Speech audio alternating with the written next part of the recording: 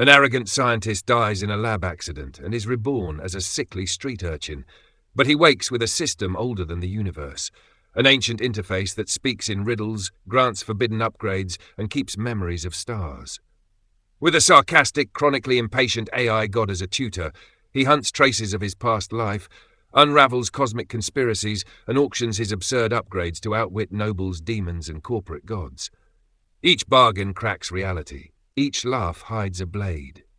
This is his reckless rise from gutters to godforger, violent, hilarious, and impossibly hungry for answers now. They found him under a rusted canopy where rain forgot to fall properly, a sliver of shadow between a noodle stall and a stack of old hollow posters. He smelled of cheap kerosene and yesterday's bread, two things that made a boy respectable in the alleys, if only for their familiarity. What made him remarkable instead was the small glass vial slipped into the brown of his fist, the label burned off, the liquid inside humming like a moth trapped in a jar. He opened his eyes and learned to be alive again. The first thing that spoke wasn't a person. It was a voice that felt like granite grinding in an empty cathedral. System, initializing, probabilities unfold. User identity, anomalous, resource, obsolete, wonder. The voice was ancient. Not merely old, but older than myths that had eaten empires for breakfast. It used terrible capitalization, like a god who had learned bad manners in the wrong era. The boy, because he was a boy here, bones that had never known the weight of a lab coat, pushed himself up. He was thin enough that the wind catalogued his ribs, but the eyes were not the eyes of a common beggar. They were sharp, a pale green as if someone had distilled jealousy and stored it. He remembered flashes. Glass, a scream that measured the width of his chest, equations that smelled like ozone, and then the blackness that had been very eager to swallow him. System, memory stitching, past life data fragment, partial, professional class, identified, reincarnation vector, lab-based catastrophic event, warning, anachronic resource attached. He laughed, a sound like a rusted hinge, and the laugh was half terror and half delight, because if this was a joke, it was the kind he had always enjoyed, the kind that ended with him knowing more than the room did. "Where am I?" he asked, throat sandpapered. "System, Locus, Lower Lysander District, Sector 07. Age, bio-approximate, body status, malnourished, minor trauma. Initiate survival subroutines?" He blinked. The words appeared in the air, translucent and archaic, as if typed by a tired prophet. The system's voice carried a taste of amusement that made his spine straighten involuntarily. "Yes," he muttered. "Why?" "System humoral profile. Pragmatic. Language acquired. Note you will form a habit of answering everything as if it were an experiment." He had been an arrogant scientist once, Kiran Sethi of the Helix Initiative, a name that had opened doors and closed research grants with equal ferocity. He had been the sort who smoked ideas the way others smoked cigarettes. Fast and careless, leaving ash in the mouths of rivals. Then an experiment had eaten its host. He had expected a clean exit, a lab notebook, a memorial plaque, someone to carry his theories like contraband into the world. Instead, the universe had forwarded him to a different department. A child's body wrapped in rags, and a system older than the universe. System. Origin, pre-cosmic archive. Contains calibration algorithms, forgotten upgrade matrices, memories not yours. Cost, unknown.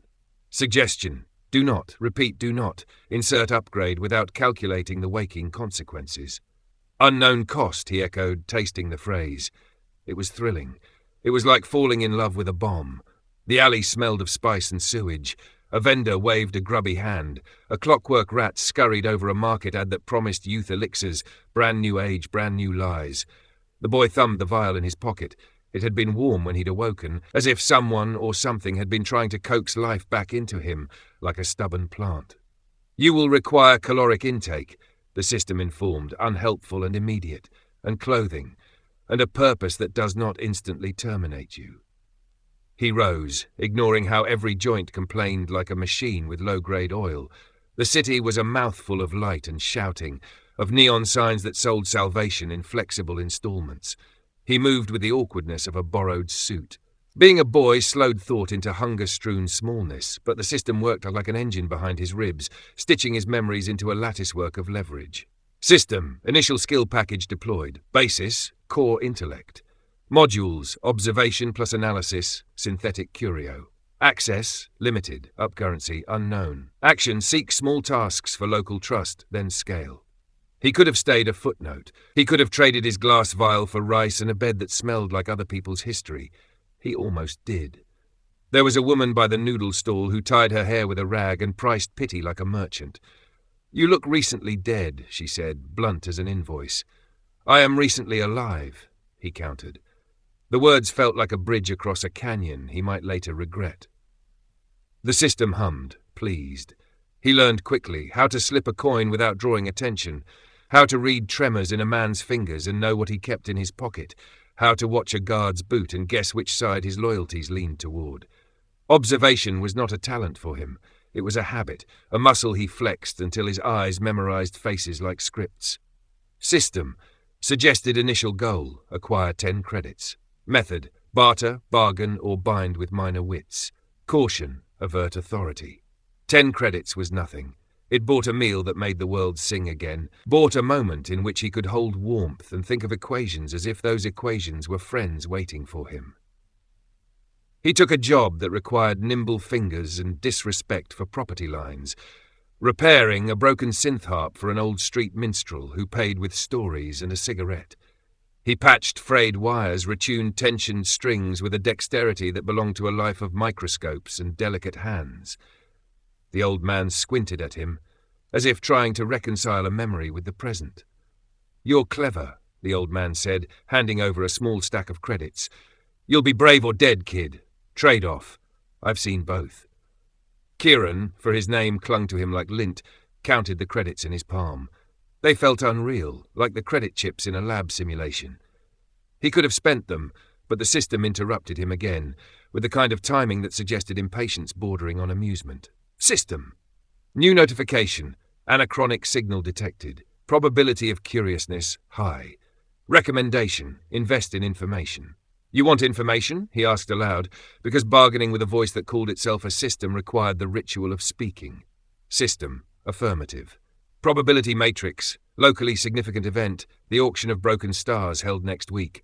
Potential for resource acquisition, high. Risk. Multilaity. Corporate entourage. Arcane. An auction of broken stars. The phrase should have sounded fanciful, like a myth sold in 5-cent pamphlets. Instead, it struck a chord in him like a tuning fork. Broken stars were either metaphor or contraband, and neither category was off-limits to someone with the system and a scientist's mouth. "Where?" he asked. "System, location tag uploading. Access probability, low for current biostatus. Suggested action, build capital, acquire disguise, and negotiate entry via a third party with a sense of danger." He smiled then, and it felt dangerous to his own teeth. The boy had hunger and a voice that could charm a ledger. He had a system older than the universe ticking behind his eyes like worn gears. He had the faint memory of equations that once let him rearrange reality a bit. He had a vial that hummed with a power he did not yet understand. Outside the alley, a merchant cursed as a clockwork hawk stole a trinket. Above, the city flattened into glitter and promises. He slipped the vial back into his pocket like a secret. The system clicked contentedly, like a cat deciding which lap to take. System, processing ambiguity. Observation, user mood, enthralled. Query, will you pledge your curiosity to the system's calculations or follow your own instincts? Kieran looked at his hands. Thin, calloused, capable. He felt as if the world had given him a second draft. The first had been arrogant, neat, and full of equations that had no patience for human trembling. This draft was messy and alive and threatening to teach him things by burning them into his palms. "I pledge the curiosity," he said. It was not a vow so much as an admission. Curiosity had always been his religion. System. Pledge registered. Note, curiosity will have a cost. Also note, curious people tend to steal planets' patterns. Admonition. Do not become sentimental. He laughed again, because the system had used the word sentimental, and because the world smelled of possibilities and cheap noodles and old men who paid with stories. He pocketed his credits, straightened his back, and set his face toward the city, where auctions sold pieces of the sky and nobles drank the futures of the poor like expensive spirits. It was small, the step from mender harp to seeking a broken star, but every complex apparatus began with an instruction. Align the base, engage the core. He had an ancient system, an inconvenient past, and a boy's body that kept reminding him how sharp hunger could be. If he was lucky, he would find answers. If he was not, he would make the city remember his name the way a storm remembers the shoreline, by changing it irrevocably. System. Warning, this path will involve violence, betrayals, and the occasional unpleasant trial. Approximate outcomes: glory, low probability; ruin, high probability; and the occasional fun. He grinned. Fun, after all, was a commodity he understood well. The city did not sleep. It snarled. It buzzed, it whispered through pipes and gutters, cracking jokes only rats understood. By morning, Lower Lysander was a crowded throat swallowing bodies and spitting out regrets. Kieran slipped into that chaos with a stride too confident for someone wearing threadbare rags. Confidence was free. Camouflage was not. He had 10 credits, a system older than the universe humming behind his ribs, and a growing itch. The kind of itch only dangerous knowledge could scratch. System. Task priority updated. Objective. Gain access to auction of broken stars. Required. Entry pass, credits, and social camouflage. Social camouflage? I barely have normal camouflage, he muttered as he dodged a merchant swinging a ladle like it owed him money. The system ignored his sarcasm. It preferred snark that sounded like data. The auction was in 7 days. 7 days to transform from gutter child to someone who could mingle with nobles, criminals, and the sort of scholars who studied forbidden objects with the joyous recklessness of gamblers. He stopped at a narrow square where stalls formed a crooked maze. A woman with metallic braids hammered runes into copper panels. A kid barely older than him tried to sell not stolen, definitely legal knives. Smoke curled from incense sticks that tried their best to hide the smell of damp cloth and ambition. System. Give me the fastest route to earning enough credits. System. Fastest route. Theft. Note. Success probability low. User agility suboptimal. User bone density insufficient for impact. Okay. Second fastest? Resource exchange. Identify rare low-value junk and trade to collectors. User has high observation skill. Use it. Now that was familiar. Back at Helix Initiative, he had made a career out of noticing the things others tossed aside. A misaligned decimal here, a cracked containment seal there. Small things that screamed big danger. He scanned the square, his eyes sharpened, focusing like lenses adjusting themselves. There, a stall selling scrap tech, a mountain of wires, scrap plating, shattered bots, and unregistered tech fragments. The vendor was half asleep, snoring into a rusted toolbox. Kieran approached, hands behind his back, pretending to be harmless. Looking for something, runt? The vendor grumbled without lifting his head. Just browsing, Kieran said innocently.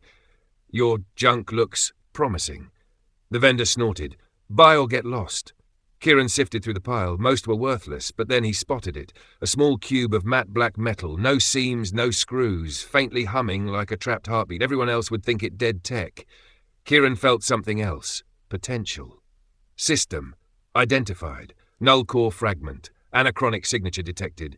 Value extreme to correct buyer. Current market value to this vendor minimal. He almost laughed. The universe really was handing him freebies. How much for this dead cube? He asked casually. The vendor opened one eye. That? Scrap. 2 credits. 2? It doesn't even do anything, Kieran said, shaking his head like a dissatisfied aristocrat who couldn't believe such incompetence. It's worth 1 at most. 1.5. 1. Fine, 1, but if it explodes, don't come back. Kieran paid the single credit and pocketed the fragment. System. Acquisition successful. User bargaining skill surprisingly ruthless. Commentary. Approved. Yeah, he muttered. Now tell me what this thing does. System. The null core is a device that stores conceptual energy. Currently inert. Potential uses unknown. Risk level high. Suggested action. Study privately. Studying privately sounded great. If he had a private place to study that wasn't home to rats with questionable dietary habits. He needed shelter. He headed toward the Bridge District, where abandoned shacks clung beneath the arches like fungus. He chose one with a roof only partially collapsing and a floor only mildly muddy. Home sweet temporary home. Once inside, he placed the cube on a metal crate. The cube pulsed faintly. So, hello? He said. Nothing. He tapped it. The cube vibrated, then clicked.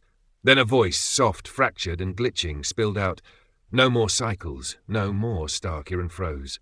System warning. Ancient artifact activation detected. Proceed with caution. The cube's hum rose, symbols appeared on its surface, rearranging like nervous insects. Who holds the thread? The cube asked. Kieran swallowed. I do. Silence. Then, softly, then you are responsible. For what? For what comes next? The cube shut down, returning to inert silence. Kieran stared at it. System? What the hell was that? System. Analysis incomplete. However, the artifact may possess memory fragments from pre-cosmic eras. Possibility. It recognized your anomalous system. Oh, great.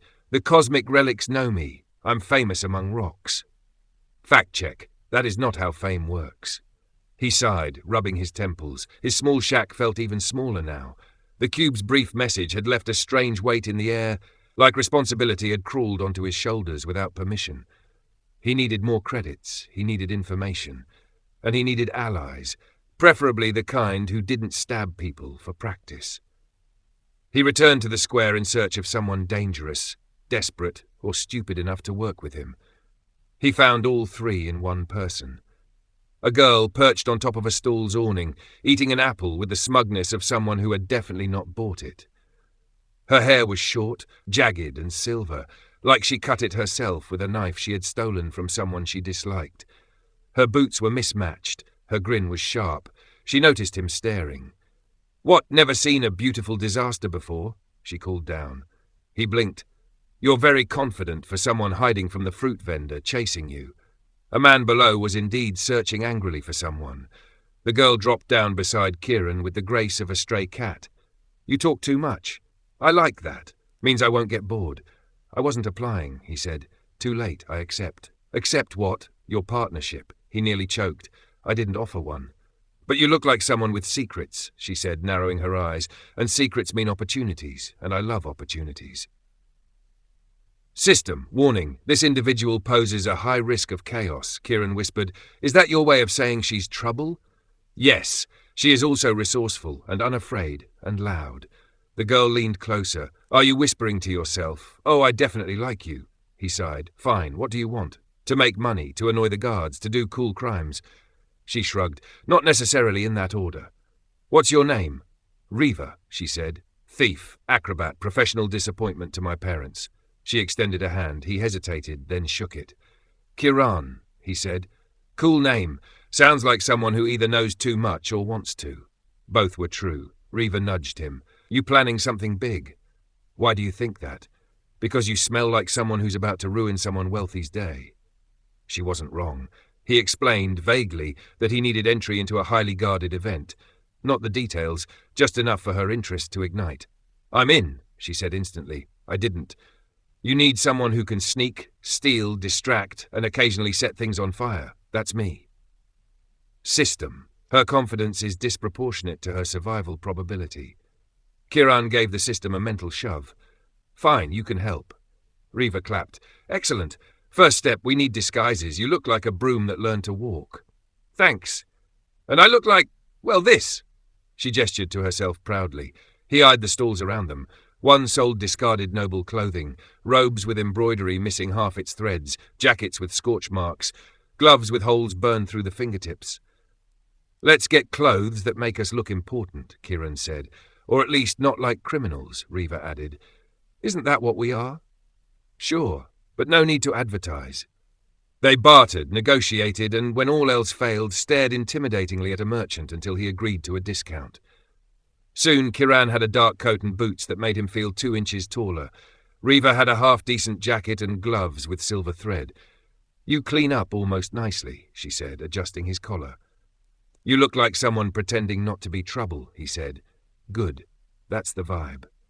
Now dressed and slightly less impoverished looking, he turned to leave, but the system chimed. "System, alert, target of interest identified. A potential information broker is approaching."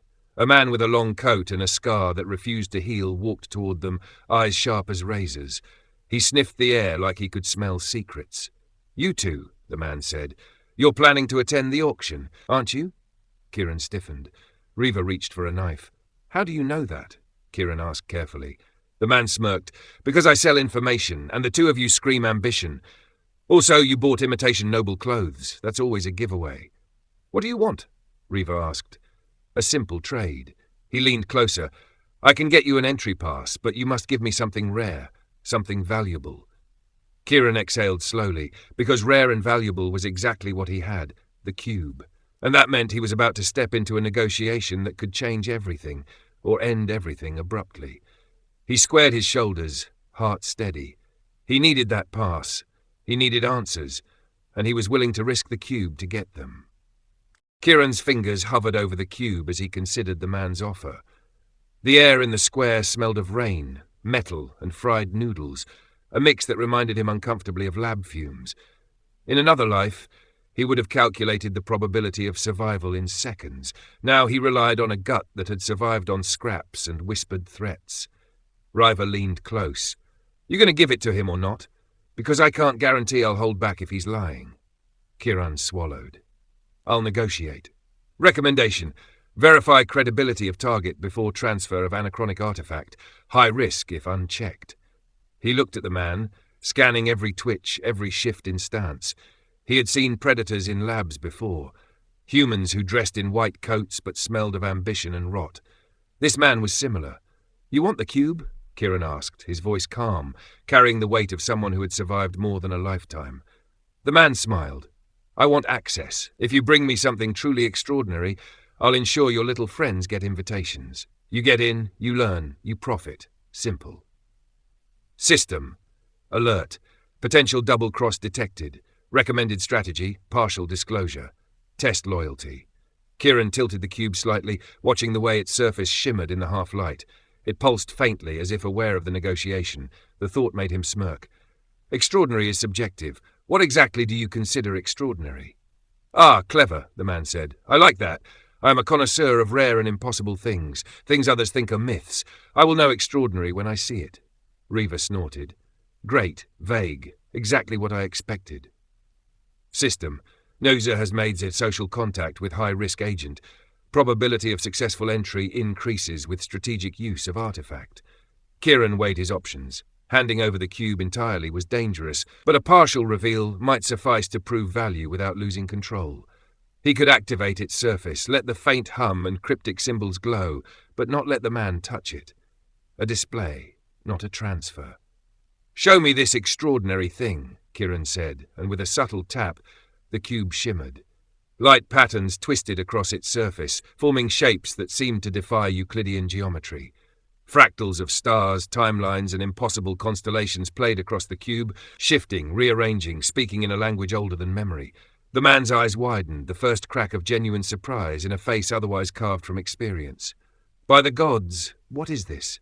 System, artifact response, stabilized. User control, maximum, effectiveness, high.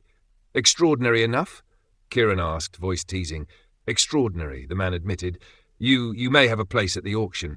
I'll ensure you get in. But," his gaze sharpened, cutting through both of them, "keep the cube. Do not let anyone else see it in full. Ever. Understood?" Kieran nodded. "Understood. System. Alert. Potential future threat identified. Recommend defensive measures and redundancy." Riva grinned. "See? I told you he was no problem." Kieran ignored her smugness. "We need to prepare," he said. "Information first, then access, then profit. And I need to know everything about this auction." Suggestion. Acquire local intelligence, understand participants, and identify security measures. Additional module, deception and entry strategy. The man handed them a crumpled map with coded annotations. "Follow this, you'll find my associate at the southern gate. She will provide your invitations. Remember, discretion. And if anyone asks, deny, deflect, or disappear." "Got it?" Riva rolled her eyes. "Disappear? That's your solution for everything." Kieran pocketed the map. "We follow it." Simple enough. System. Initial strategy formulation. Entry plan with assistance from local contact. Success probability. Moderate to high. Recommended action. Train for unexpected variables. The square emptied slowly as the sun rose, a pale yellow washing over graffiti, metal pipes, and the occasional scavenger. Kieran and Riva slipped through the crowds, blending into the flow of the city. He couldn't shake the feeling that someone, somewhere, was already watching the cube. System. Sensory analysis. Environmentally high surveillance. Suggest. Minimize exposure of anachronic artifact. "Do you ever get tired of people knowing everything about you?" Riva asked as they ducked into a narrow alley. Kieran laughed softly. "I used to. Now I just assume they do and plan accordingly. The cube hummed in his pocket. It was subtle but insistent. He glanced at it. System, read output probabilities for cube's reaction to large crowds. System, prediction, low. The artifact remains stable under current conditions. Caution advised if surrounded by individuals with strong anomalous signatures. He exhaled. That was comforting enough, for now. The southern gate was a twisted mess of stone and scaffolding, half hidden behind abandoned market stalls. As promised, a woman in a deep cloak waited. Her eyes were sharp, her fingers adorned with rings engraved in strange runes.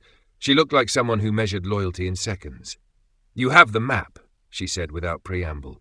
"We do," Kiran replied. She studied them for a moment, then nodded. "Follow me, and remember, any misstep and you'll vanish before the auction even begins." System. Alert, high-risk transit to auction site. Suggest increased vigilance and contingency planning. They trailed her through winding streets, past markets, through alleys that smelled of rot and promise, to a nondescript building tucked between two larger facades. The building hummed faintly, almost like a living organism. The doors opened to a small foyer where they were each handed an invitation. Kiran held his, feeling the weight of opportunity. It was heavier than any credit note, more dangerous than any street knife. It smelled faintly of burnt ozone, like a warning. Rover tapped hers. "Fancy, huh?" "Yes," Kiran said. "Fancy enough to get us killed if we make a mistake." System. Auction entry secured. Suggest surveillance, contingency strategy, and use of anachronic artifact for advantage. The woman guided them into a corridor lined with velvet drapes. Shadows stretched long. Sounds of conversation filtered through. Voices discussing exotic relics, stolen knowledge, and forbidden tech. Kiran recognized the scent of wealth, danger, and calculated ambition. System. Identify potential targets. High-value individuals detected. Prioritize. Information acquisition, observation, and strategic intervention. He scanned. A man with a mechanical arm adjusted the cuff of his robe. A woman with eyes that reflected starlight examined a small crystal sphere. A group of young nobles whispered over a device that seemed to bend light itself. Every movement was precise, every glance a calculation. Reva leaned close. "You noticing what I'm noticing?" Kiran nodded subtly. "Yes. Everyone here is dangerous in their own way. And every single one of them would enjoy watching someone die if it meant they gained advantage." Reva smirked. "Then we fit right in. Let's not die first." They followed the corridor until it opened into a grand hall, ceiling disappearing into shadows. At the center was a platform where objects, artifacts, relics, fragments of stars, and otherworldly tech glowed faintly under spotlights. Bidders, guards, and observers circled the area. The smell of ozone and wealth mingled. Kiran felt the cube pulse in his pocket. Subtle, but urgent. Something about the hall, the energy, the vibrations, interacted with it. He had to be careful. System, alert, high interference zone, anomaly detected. Recommend, minimize artifact exposure. He adjusted his coat, feeling the weight of it and the responsibility it represented. One wrong step, one careless glance, one unexpected activation of the cube and chaos could erupt. Riva whispered, "Stick close. We survive this together, and maybe we walk out richer than we came in." Kiran smirked. "Or die trying. Either way, history will notice us." System, note, user decision-making optimal. Observation, user motivation high. Risk-reward balance, favorable, if cautious. As the first lot was brought forward, a fragment of a star, shattered and humming with raw energy, Kiran realized something. The auction wasn't just a place to gain wealth. It was a battlefield of intellect, manipulation, and danger. Every bidder was testing every other, and now he and Riva had entered the fray. The cube hummed again, subtle, impatient, warning, or encouragement. System, analysis, high-potential event for resource acquisition and strategic advancement. Recommend, use cognitive skills, observation, and artifact discretion. Kiran's eyes swept the hall. 1,000 calculations formed in his mind. Probabilities, possible threats, opportunities, alliances. Every detail mattered. The placement of guards, the behavior of bidders, the subtle glances exchanged over objects. System, alert. Opportunity detected. Lot 1 fragment may interact with anachronic artifact. Potential, high. Kiran exhaled. The moment of truth had arrived. The auction, the cube, the risks, the unknown, everything was converging. System, final alert before auction interaction. Recommend maximum focus and strategic execution. He felt Reva's hand brush against his sleeve. "Ready?" she asked, eyes glinting with excitement. He nodded. "Always."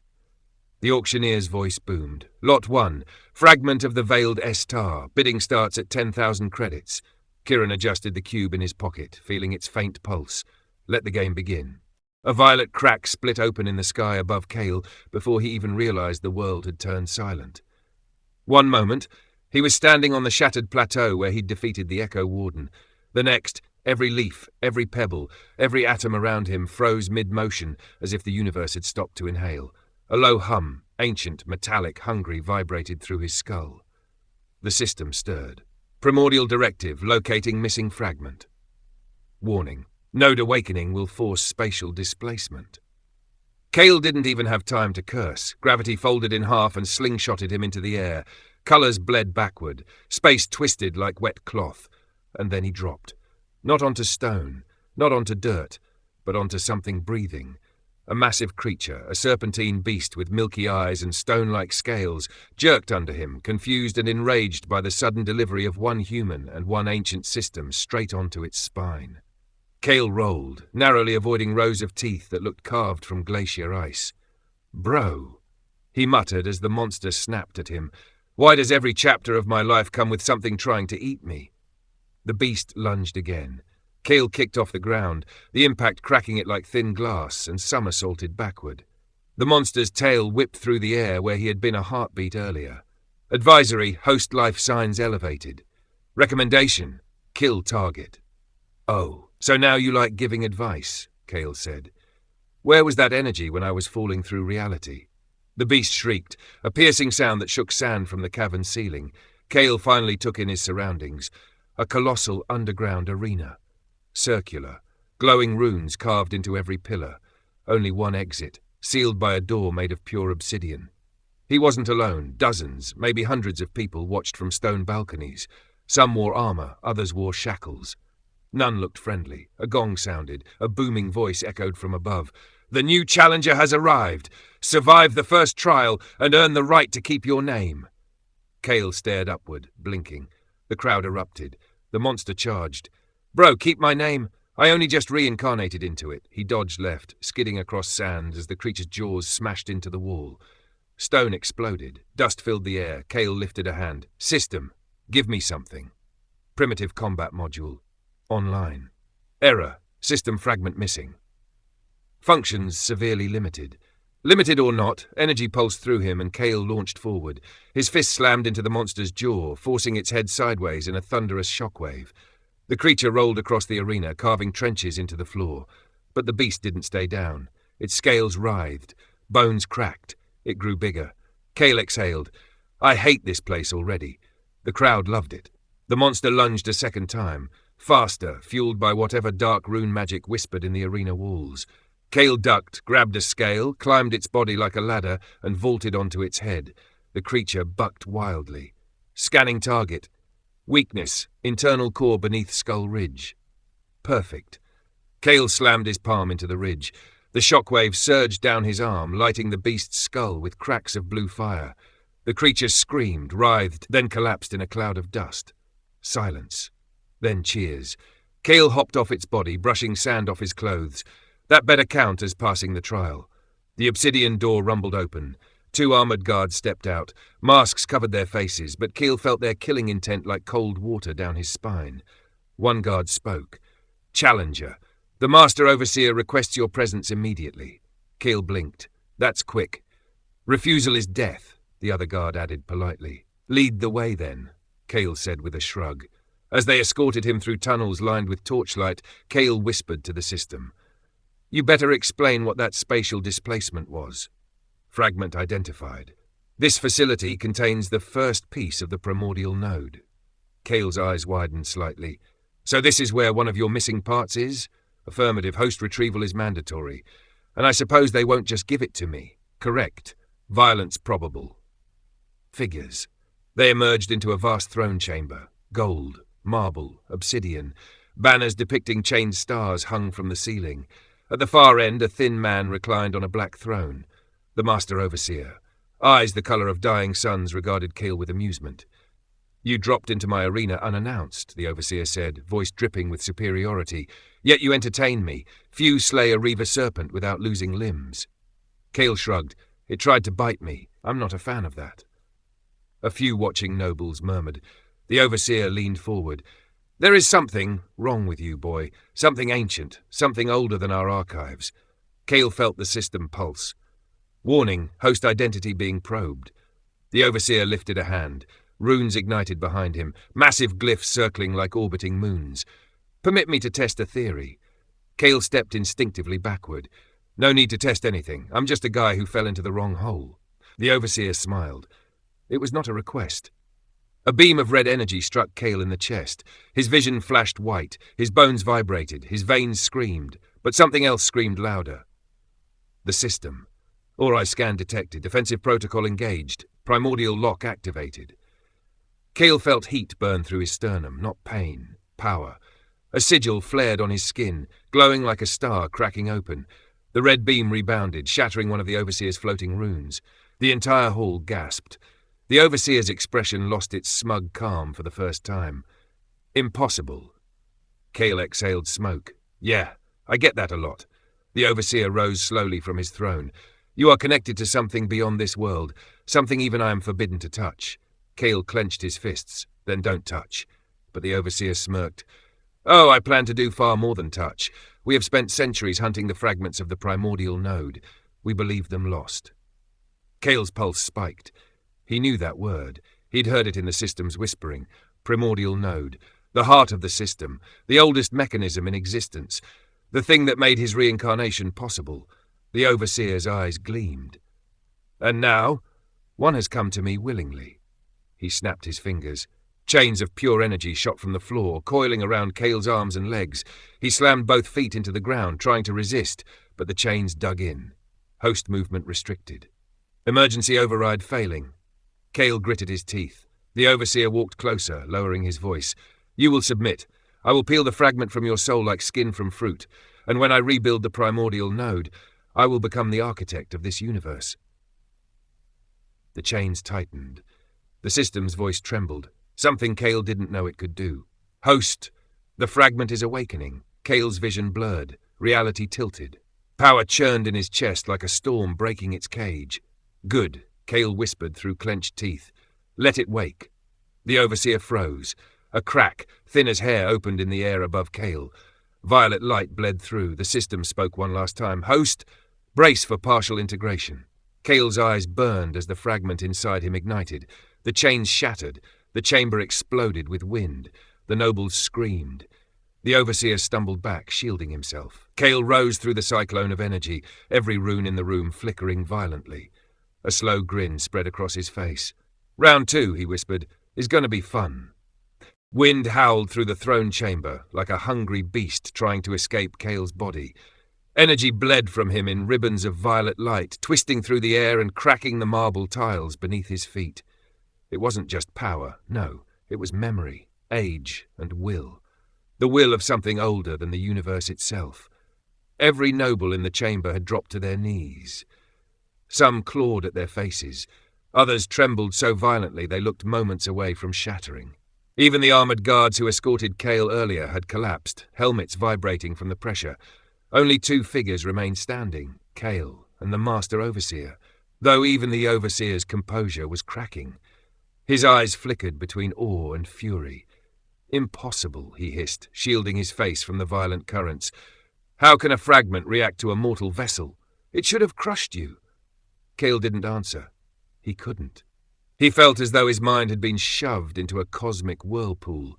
1,000 images sprinted across his consciousness, stars collapsing, worlds forming, titanic structures drifting through the void like sleeping gods. The system was speaking, but not in words, in truths. Then, all at once, everything snapped back into place. The cyclone of energy collapsed inward, slamming into Cale's body. His feet hit the ground again, steady, firm. But when he opened his eyes, the chamber went silent. A new sigil had formed in his left eye.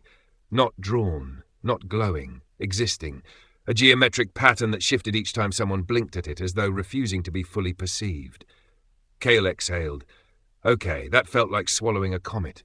The overseer steadied himself, smoothing down his robe.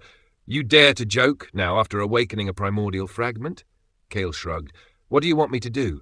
Cry? You kidnapped me, threw me into a monster pit, tried to scan me without permission, and threatened to peel my soul open like a banana. Gasps rippled through the nobles. Kale raised a brow. What? It's true. The overseer snarled, but only for a moment. He composed himself again, switching from rage to elegance with frightening ease. You still do not understand the privilege you hold. That fragment you absorbed, he pointed a trembling finger, is the key to reconstructing the primordial node. The device that predates civilization, the tool that shaped the first realities. Kale cracked his knuckles. Cool, so you want it. I deserve it, the overseer corrected coldly. You're a reincarnated anomaly, a glitch, a wandering soul bound to something you cannot comprehend. True, Kale said. I don't fully get it yet, but I do know one thing. And what is that? Kale smirked. You're afraid of me now. The overseer flinched, just slightly, but enough. The chamber dimmed. He raised his hand. The runes floating behind him snapped together like gears aligning. Since you refuse to submit, then as overseer of the abyssal arena, by right of command, I sentence you to assimilation. Kale blinked. Assimilation sounds a lot like a fancy word for murder. The overseer snapped his fingers, and the floor vanished. Not collapsed, not opened, vanished. Kale dropped instantly, plummeting into darkness. He twisted mid-air, trying to orient himself, but gravity slipped sideways like the rules were being rewritten just to spite him. Violet trails of light flickered around his skin as the system stabilized him. Spatial fold detected. Host is entering a null chamber. Kale groaned. A null chamber? What does that even? He hit something, but instead of a crash, the impact felt like falling into cold water. Kale gasped, his limbs suspended, except there was no water, no surface, no sky. Just endless blackness and a sensation of pressure from everywhere and nowhere at once. This, the overseer's voice echoed, booming through the void, is where we store things too dangerous to be allowed to exist freely. Kale twisted around, but there was no ground, no walls, only floating fragments of ruined architecture and bones of creatures that definitely didn't come from normal biology. Huge rib cages floated by him. A cracked mask, bigger than a house, drifted past like a ghost, and in the far distance, something massive snored. Kale whispered, I swear if that's another serpent, I'm leaving the universe.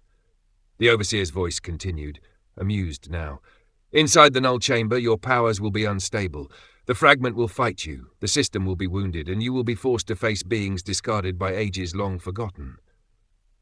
Kale rolled his shoulders, feeling the weight of the chamber press against his bones. He cracked his neck. So basically, I'm in a garbage bin for ancient monsters. A poetic description, the overseer replied, but accurate. Kale smirked. Cool, I like recycling. A growl rumbled behind him. Kale froze. Slowly, very slowly, he turned. A gigantic eye opened in the darkness. An eye with 3 pupils, each staring directly at him. A jaw unhinged below it, lined with thousands of mismatched teeth stolen from the nightmares of other monsters. The creature unfurled. Not a serpent. Not a beast. Not a creature with a name humans should speak. It was a patchwork of limbs and wings and spines, like evolution itself had given up and decided to throw everything into one experiment. Scanning. Error. Target cannot be identified. Kale whispered, System, this is not the time to lie to me. No data available.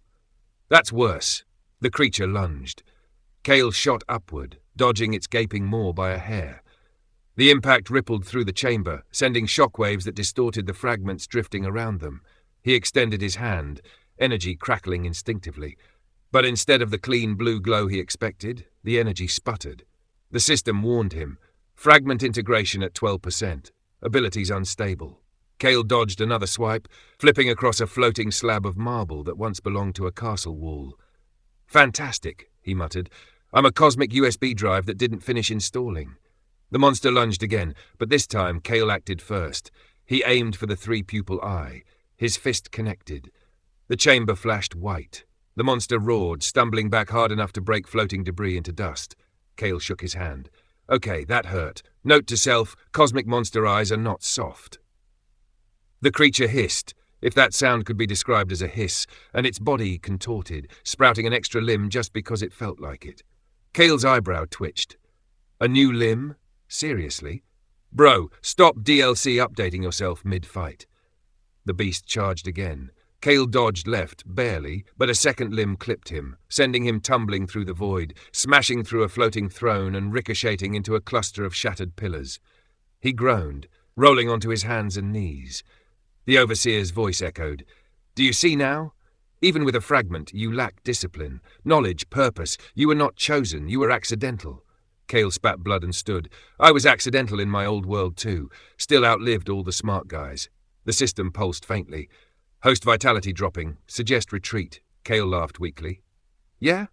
To where? The void behind me or the horror movie in front of me? The monster roared, shaking the entire chamber. Kale exhaled, focusing as the fragment's sigil pulsed in his left eye. He closed both eyes. Focus. Not on power, not on rage, but on the memory that had flashed earlier, of structures floating through space, of nodes connecting, of patterns rewriting the void itself. He opened his eyes again.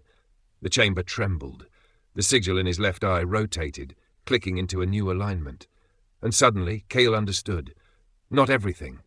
Not enough to be called a master, but enough. He raised his hand. The void twisted. A violet circle formed beneath the monster's body, lines intertwining like a cosmic lock opening. The creature froze mid-lunge. Kale whispered, "Sit." Reality bent. The monster slammed downward as if gravity multiplied by 1,000.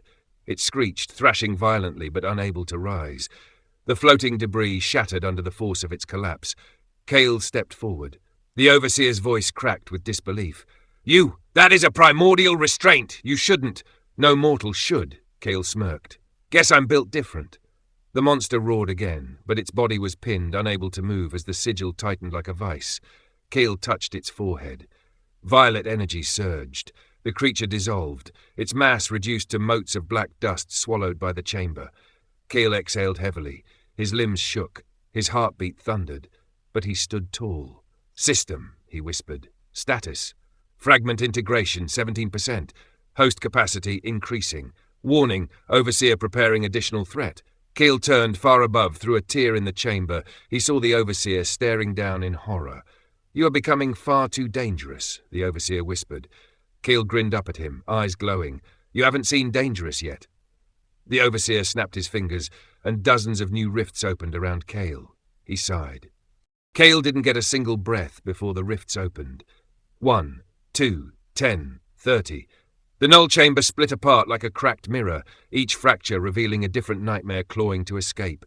Tendrils of void fire curled from the openings. Wings made of bone scraped against the edges. Something with too many knuckles reached through one of the tiers and felt around like a child searching for a toy. Kale wiped dust from his jaw. "This feels excessive." The Overseer's voice echoed, each word drenched in smug satisfaction. "You survived one null beast. Impressive." Another crack opened behind Kale, leaking a sound like chattering teeth. "But let us test you against many." Kale rolled his eyes. "Bro, you're the kind of guy who microwaves fish in the office break room, aren't you?" A massive hand, no, a cluster of hands fused into a single limb, shot out from the nearest rift and slapped toward Kale with enough force to crush a mountain. He bent his knees, exhaled, and let the fragment guide his movement. Violet light rippled beneath his feet. He disappeared. Reappeared on a floating slab of marble, just in time to watch the many-fingered limb crash into the place he'd been standing moments earlier, smashing a crater into the void dust below. Kale cupped his hands around his mouth and shouted up toward the Overseer's distant silhouette. "You got a permit for dumping eldritch trash on me?" The Overseer didn't respond. He simply raised both arms. More rifts screamed open. Kale groaned. "Oh, come on. That one just dripped an eyeball." A new creature forced itself through a tear, a quadrupedal thing with a skull for a face and no mouth, its breath steaming through cracks between the bone plates. Another followed it, a tendril-covered horror that floated more than it walked. A third launched itself out, screeching, wings shredding the silence. Warning, multiple hostile entities detected. Host must avoid simultaneous contact. "No kidding," Kale muttered. The bone-faced quadruped leaped at him first. It didn't roar. It didn't need to. Its speed spoke for it. Kale ducked as its claws sliced through the slab he stood on, splitting stone like wet paper. He kicked off, flying backward just as the floating tendril creature whipped a chain of black tentacles at him. Cale twisted in the air. One tentacle grazed his cheek, cold like metal dipped in liquid nitrogen. He felt his skin crystallize. Cale landed, fingers brushing the cracked frost on his cheek. Okay, touch equals bad. Got it. The sky rippled. Another monster dropped down like a meteor. Cale didn't even look up. System, suggestions? Recommendation, fragment discharge. Cale winced. Side effects? Cool, so we save that for the finale. The meteor creature smashed into the chunk of stone Cale was standing on. He blurred sideways, reappearing behind another floating pillar, just in time to watch the impact obliterate the platform. He didn't get a chance to rest. The quadruped reappeared above him, its skull face splitting down the middle to reveal a swirling black orb inside. It fired a beam. Cale dove behind a massive piece of debris. The beam sliced through it cleanly. Cale peeked around the half-vaporized block. Okay, that's cheating. The Overseer's laughter echoed. You cannot dodge forever. The chamber has no end. The beasts have no fatigue. But you do. Cale cracked his knuckles. You talk a lot for someone sitting on a chair 30 kilometers up. The floating tendril creature spun like a blender, tentacles lashing in a sphere. Cale leapt over it, landing on the back of the quadruped monster just as it shot another beam. The blast went wild, tearing a hole in the chamber. Cale grabbed a ridge on its spine and punched down. The blow made the creature collapse for a moment, its legs buckling, but it didn't die. Instead, its bones reshaped, patching the crack instantly. The system chimed, Host, that creature regenerates using dimensional siphoning. Cale squinted. Meaning? It heals by stealing matter from dying universes. Cale froze. Can I get that ability? For reasons? No. The bone creature twisted and flung Cale off its back. He flew into the air before he stabilized, boots slamming onto a floating stone archway. Then all at once, every monster in the chamber turned toward him. Cale wiped his nose. I really need a vacation. The monsters attacked together. The many-handed behemoth lunged from the right, tentacles shot from the left, wings slashed down from above. The quadruped charged straight ahead, and from behind something breathed, a hot, slow exhale that felt like magma sliding down his spine. Cale whispered, System. Yes. Don't hate me for this. Host, what are you? Cale let the fragment open. Not fully, not recklessly, but enough. Violet tendrils of light burst from his chest, swirling like a miniature galaxy collapsing inward. The chamber flickered. The monsters paused, confused, uncertain, afraid. Cale's voice layered with something ancient. Sit. Gravity snapped. The monsters plummeted as though an invisible titan slammed them downward. Creatures that could break dimensions found themselves pinned to non-existent ground. But even pinned, they struggled. The chamber cracked. Cale winced as pain exploded behind his eye, the fragment burning him from inside out. His vision doubled. His ribs trembled. His knees nearly buckled. The system screamed. Warning! Host integrity failing! Cease fragment overdrive immediately! Cale shouted through clenched teeth. I didn't ask for commentary. Just back up. But even straining, even burning, he held the creatures pinned. The floating tendril monster screeched, its hiragana-shaped limbs writhing as if trying to escape gravity itself. The many-handed abomination clawed at the void, pulling chunks of black space like clay. The winged horror thrashed so hard its own feathers shattered. Cale felt his arm shaking violently. I can't. Hold them long. The Overseer's voice echoed. You surprise me again, Anomaly. Truly you do, but this still changes nothing. Cale growled. Come down here and say that. Oh, the Overseer said smugly, I much prefer observing from above, but perhaps this will motivate you to hurry. A sharp hum resonated across the chamber. Cale's heart sank. The rifts multiplied again, but these were different. Not irregular, not chaotic, not tearing through at random. These rifts were circular, geometric, perfect, and from them stepped creatures wearing armor. Humanoid, but tall, far taller than any human. Their armor resembled molten star metal cooled into jagged plates. Their eyes glowed white, devoid of emotion. The Overseer declared, Behold, the sentinels of the Abyssal Archive, born to annihilate everything the chamber spits out. Cale's shoulders dropped. Oh, great, he muttered. Now I have DLC enemies and their bodyguards. The sentinels raised spears carved from crystallized voidstone. One of them pointed the tip at Cale. It moved. Fast. Too fast. Kale barely blinked before the spear nearly impaled him. He parried with his forearm, the impact sending shockwaves through his bones. He hissed. That felt like blocking a car going 500 miles per hour. The sentinel didn't hesitate. It thrust again and again. Kale ducked under the spear, sweeping its leg, but the sentinel simply flipped backward with fluidity no suit of armor should possess. Another sentinel charged. Then another. Kale exhaled. Fine. Round 2, then. He met the nearest sentinel head-on, sliding under its spear swing and delivering a palm strike to its abdomen. The blow dented the armor, but just barely. The sentinel didn't flinch. Kale prepared another strike, but a spear sliced across his back, drawing a glowing purple arc of blood. He staggered. The system flared, host condition critical, vitality dropping. Kale snarled. "Yeah, I noticed." The sentinel circled him, cold, precise, unrushed. The overseer spoke softly, a smug whisper reaching Kale's ears from impossible distance. "This is the end, Anomaly. Your fragment will be extracted from your corpse." Kale inhaled sharply and smiled. It wasn't a normal smile, not a brave smile, not a sarcastic one. It was the smile of someone who had realized something. Something important. He closed his eyes. "System. Yes. Connect me. Specify target." Kale raised his head. "To the chamber." The system hesitated. "Host, that is extremely dangerous." "I know. You could die." "I know. Your body cannot handle that level of link." "I know." He opened his eyes. Violent purple light swallowed his irises. "But do it anyway." Silence. Then, connection established, and the chamber, the entire infinite void, responded. Every floating bone trembled. Every broken temple fragment vibrated. Every monster pinned to the ground shrieked. Every rift spasmed. Every sentinel froze. Kale felt the chamber's heartbeat. Ancient. Massive. Older than stars. Hungrier than black holes. He whispered, voice layered with the echo of 10,000 collapsing dimensions. My turn. Reality buckled. The pinned monsters imploded into dust. The rifts sealed with violent snaps. The sentinels stumbled, their perfect balance disrupted. One dropped its spear, another fell to one knee, and above them all, the overseer's mask of confidence finally cracked. Kale rose into the air, eyes burning with the light of the fragment, and the voice of the chamber echoed through him. Run! The overseer's face twisted in fear. Kale blurred forward, a spear swung. Kale caught it between two fingers. The sentinel tried to yank it back. Kale broke it in half. He appeared behind another sentinel, kicked, and sent it spiraling into a rift that immediately closed, trapping it somewhere horrible. The remaining sentinels regrouped.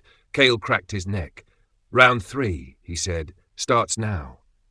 Above, the overseer shouted in panic, Stop him! Do not let him leave the chamber. Kale looked up, grin sharp as a blade. You think I'm trying to leave? He extended his hand. A violet sigil appeared beneath the overseer's feet, the same cosmic restraint he'd used earlier. The overseer's eyes widened. No, wait. Kale whispered, Get down here, and the overseer fell screaming into the chamber. The sky above the ruined valley split as if someone had taken a cosmic blade and carved open the heavens. From the crack poured a howl, not wind, not sound, but the pressure of something ancient forcing reality itself to kneel. Kale felt the vibration crawl under his skin like a living parasite. The overseer beside him stiffened. Impossible. The seal shouldn't break this early. Kale didn't respond. His eyes remained locked on the rift. The chronostar pulsed inside his chest like a second heart, syncing with something awakening beyond the veil. Corruption beasts, those warped feral monsters that plagued abandoned layers, collapsed all around. Not slain, but bowing. They sensed it. Something older than every system. Something Kale wasn't supposed to encounter until far, far later in his ascension. The air crystallized. A hand reached through the rift. Not human, not divine. Something in between. The fingers were long, jointed with joints that shouldn't exist, glowing with layered glyphs that shifted whenever Kale tried to focus on them. A voice followed, echoing not in the ear but inside the bones. System bearer, return what was stolen. Kale's knees nearly buckled. The pressure hit him like a planet slamming into his spine. But he didn't fall. The chronostar pushed back, flaring with a stubborn defiance only an ancient relic older than creation could have. The overseer moved first, stepping between Kale and the rift. What awakens is not your concern, boy. This is beyond you. Retreat. Kale laughed under his breath. Quiet. Dangerous. Everything's been beyond me since the day I woke up in this world. Still here, though. You think this is a joke? The overseer snapped. No, I think it's my life. Cale's gaze sharpened, and it's time I stopped running from it. The rift tore wider. The world dimmed. A pale face emerged, faceless at first, then forming features slowly, deliberately, like a mask being sculpted by unseen hands. A god who should have stayed dead. The being's presence crushed mountains, valleys trembled, space folded around him like cheap paper. And yet when his gaze fell on Cale, there was recognition.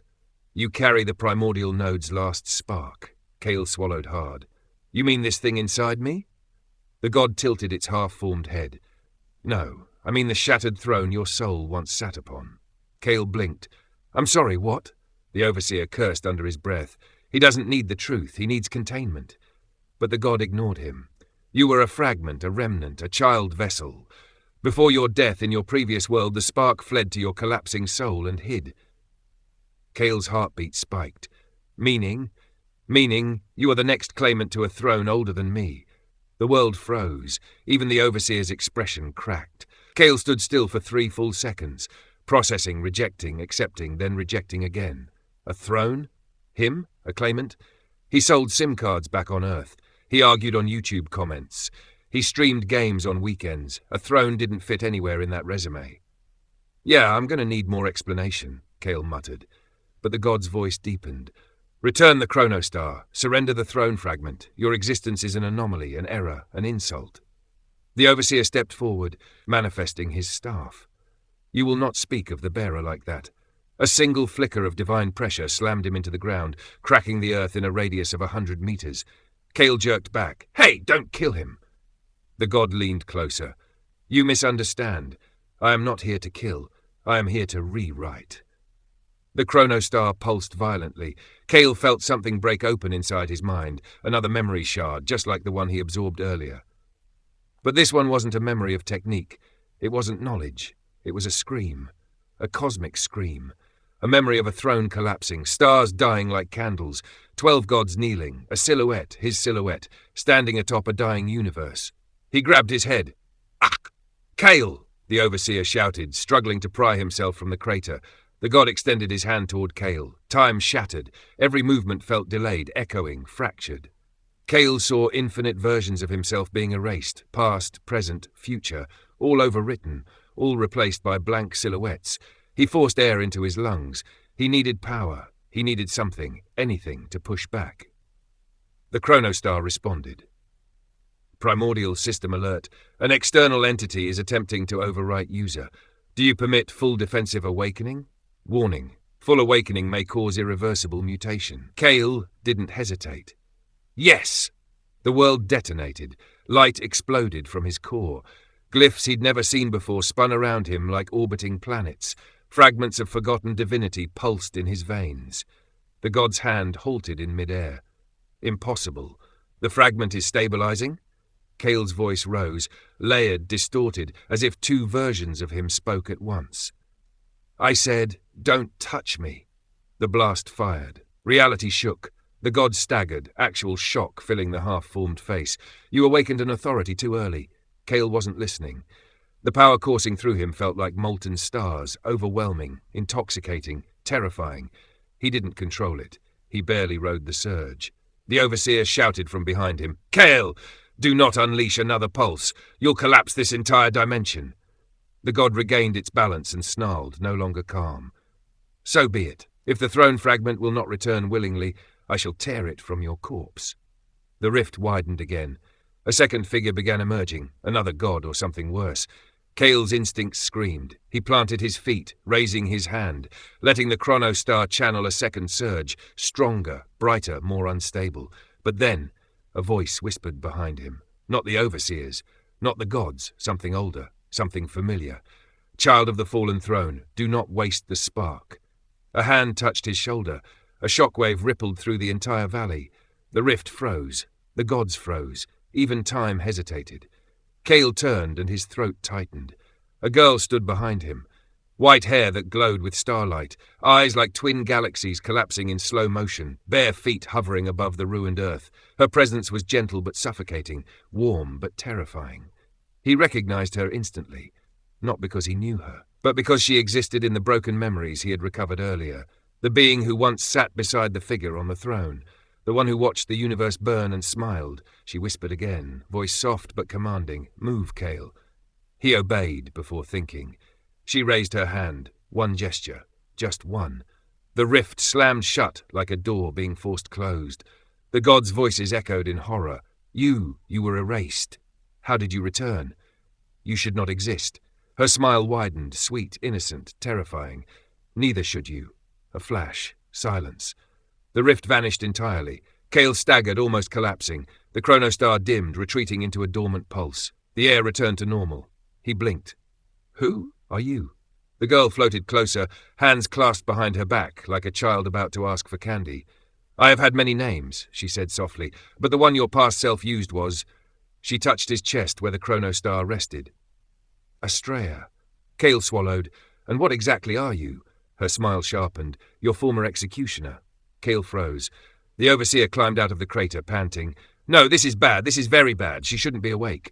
Astrea tilted her head innocently. Awake? I didn't wake up. He called me. Me! Kale shouted. I didn't call anyone. She giggled. You did. When you chose full awakening, the throne fragment searched for its closest anchor. She paused. That was me. Kale stared blankly. Why the hell were you the closest anchor? Astrea floated until her face was inches from his. Because I was created to kill you, over and over, across countless cycles, until you stayed dead. The air chilled. Kale stepped back on instinct. And now? Astrea's smile softened. Now? She shrugged.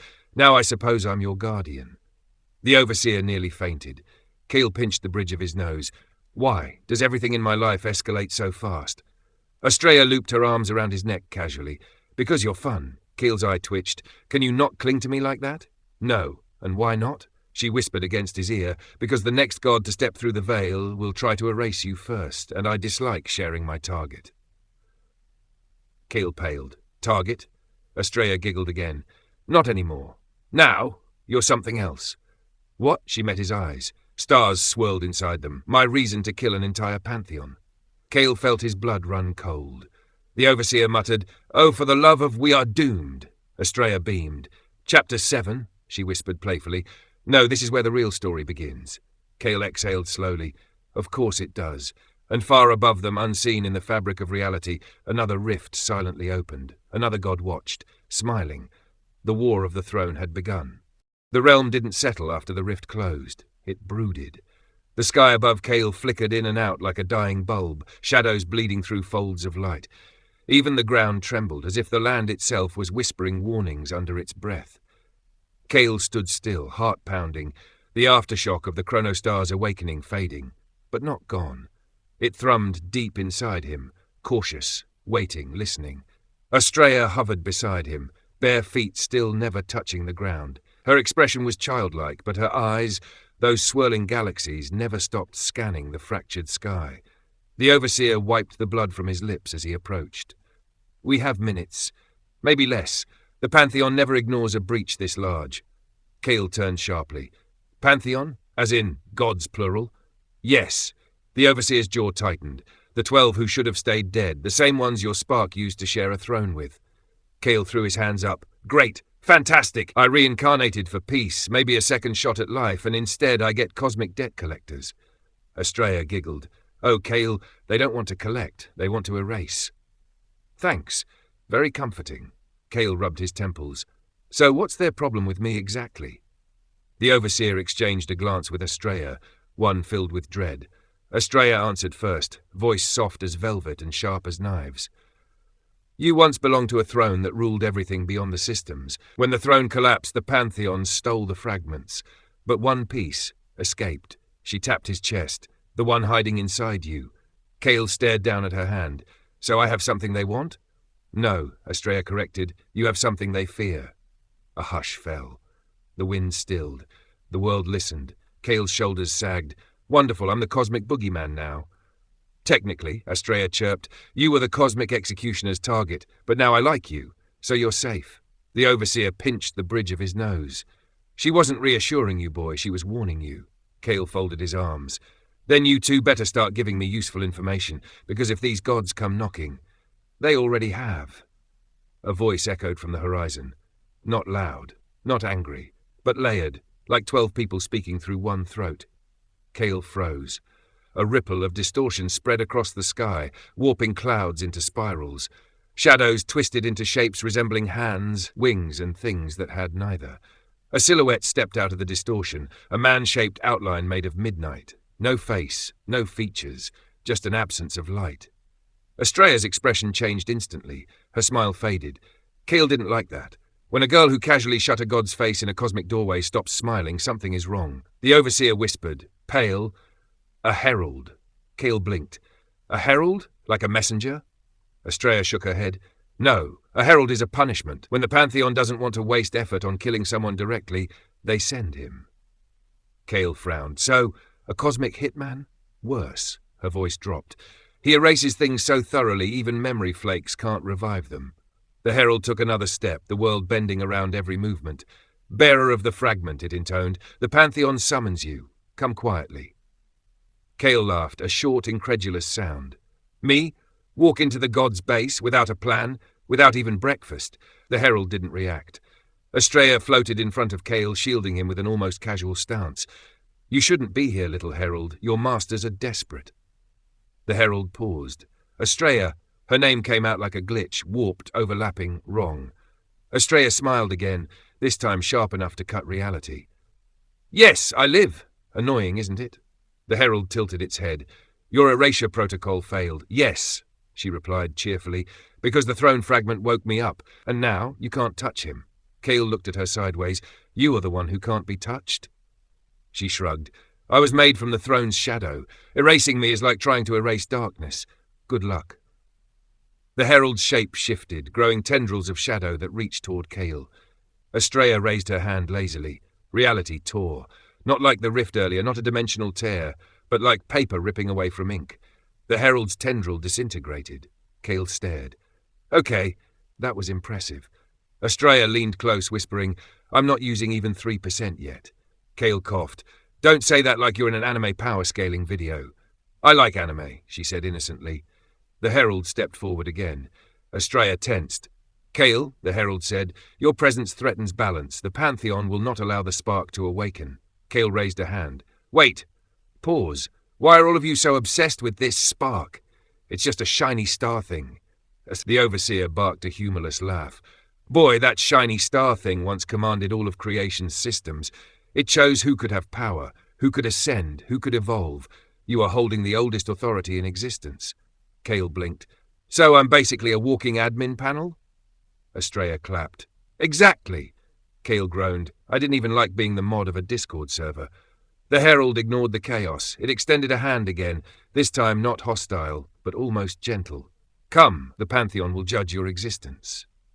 Cale took a step forward. Estrella grabbed his hoodie. "No," Cale shrugged. "They're gods. What choice do I really have?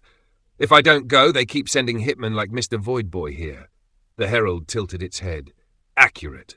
Estrella floated in front of Cale again. "You go with them only when you can break all 12 gods with one hand, not before." Cale raised a brow. "That's oddly specific." "Because that's the minimum." Cale blinked twice. "Oh." The herald suddenly blurred, rushing at Estrella with impossible speed.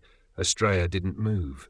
Instead, the world around her folded. 6 after-images of Estrella appeared, each representing a different angle of reality, all raising their hands simultaneously.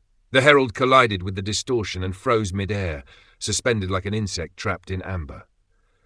Estrella whispered, "You can't hurt him, and you can't take him." The herald's body twisted unnaturally. "If he refuses, then the Pantheon will accelerate the collapse." Cale stiffened. "The what?" Estrella's smile vanished again. Her voice went cold. "The collapse is the event where the gods destroy a reality layer to starve the fragment of power." She glanced at Cale. "They're saying they'll kill millions to force you out of hiding." Cale's chest tightened. "Millions? Because of me?" The herald did not hesitate. "Billions if required." Cale stepped back. I didn't ask for this. I didn't want any of this." Estrella's hand slipped into his, not comforting, but grounding. "You didn't choose the spark," she said softly. "The spark chose you." The herald twisted harder against the distortion. "Time is up." A deep cracking sound bloomed across the sky. Cale looked up and felt his stomach drop. The sun split. Not in half, not physically, Its light fractured, shattering into 12 rays, each representing a divine signature. Estrella hissed, "Damn it, they're marking this world." Kale whispered, "What does that mean?" "It means the Pantheon just declared this entire layer a battlefield." The herald shattered the distortion and stepped free. It spread its arms. The first blow has been struck. Estrella moved faster than sight, grabbing Kale and hurling both of them backward with a burst of cosmic displacement. The ground where they stood a moment earlier collapsed into a void-like wound, the herald's attack. Kale shouted, "I thought you said he couldn't hurt us." "I said them," Estrella corrected. "Heralds are different. They bypass defensive laws." Kale inhaled sharply. "Then what do we do?" Estrella's eyes glowed brighter, swirling faster. "We survive, and you awaken the next layer of the fragment." "The what?" "No time!" The herald raised its hand again. The sun's 12 fractured rays converged into a beam ready to strike.